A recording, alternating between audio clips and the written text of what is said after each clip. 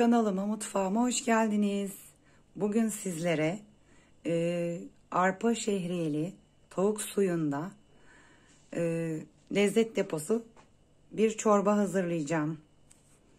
Hadi gelin malzemelerimize bakalım, göz atalım. 2 kaşık tereyağı, 1 su bardağı arpa şehriye, 2 tane rendelenmiş havuç, 1 yumurta sarısı, 1 kaşık un, 5 kaşık yoğurt, 3 tane sarımsak, baharatlarımız, özellikle köri. Bu sosu için üzerine 2 tane kalça kaynattım, hazırladım. Diftikleyeceğim.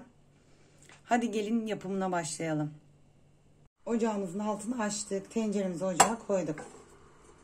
Yağın erimesini bekliyoruz. Tereyağımız eridi. 1 su bardağı arpa şehriyemizi döküyoruz içerisine. Karıştırıyoruz. Bu arada ara ara karıştıralım ki eşit miktarda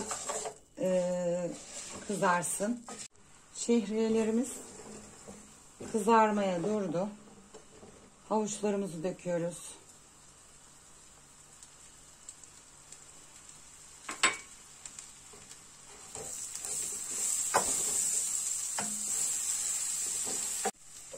Şimdi tavuk suyumuzu yavaş yavaş ilave ediyoruz.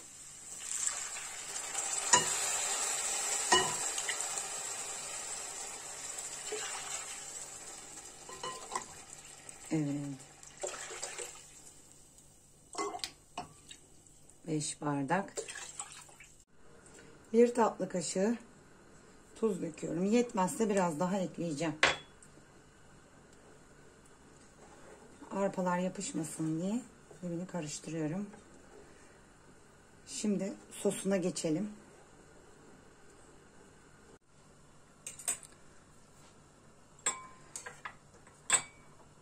Üç tane sarımsağımızı rendeliyoruz. Yumurtamızın akını döküyoruz.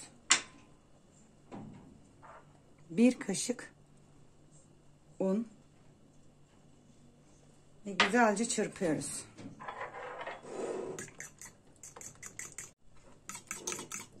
Pürüzsüz kıvam aldı.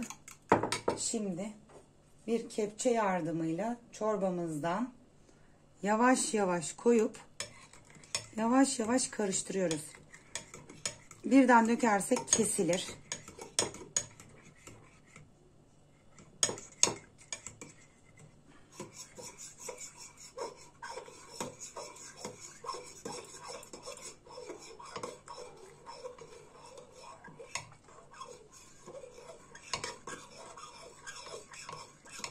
Evet.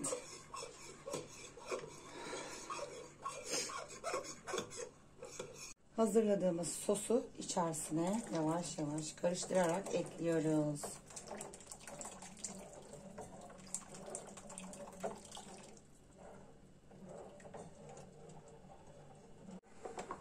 Diftiklediğimiz tavukları da içerisine yavaş yavaş ekliyoruz. Biraz tencerem küçük gelecek galiba.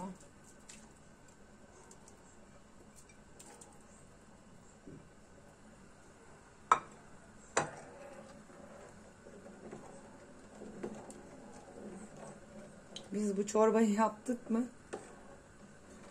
Küçük tencereyle yapamıyorum yani. Çok güzel oluyor. Gerçekten denemenizi tavsiye ederim. Kanalıma abone değilseniz muhakkak abone olun. Daha güzel şeylerle karşılaşacaksınız. Bu benim uydurmam. Bunu YouTube'da olduğunu düşünmüyorum. Var olduğunu.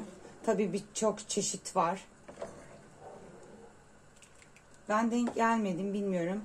Ama çok güzel oluyor. Onu biliyorum. Denemenizi tavsiye ederim.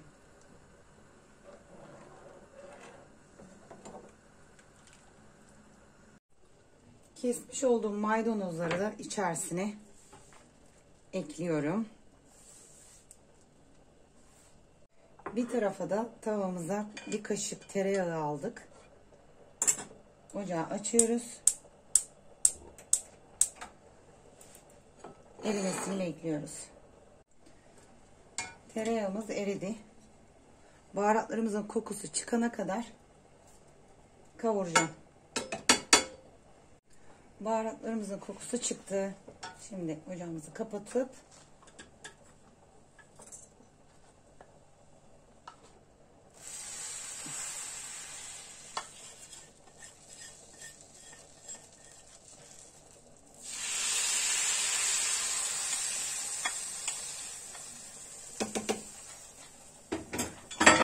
çorbamız oldu. Şimdi sunuma geçiyoruz.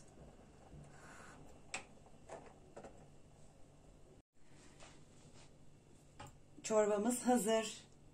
Ben pişerken aldım kaseye ve sosunu da bu şekilde gezdirdim. Diğer sosu da tencerenin içine koyup karıştırdım. Bu şekilde de yapabilirsiniz. O şekilde de yapabilirsiniz. Arzunuza kalmış. Kanalımıza abone olup yorum yazmayı, bize desteklerinizi esirgemeyin. Şu dakikaya kadar izlediğiniz için çok çok teşekkür ederim. Görüşürüz. Bay bay.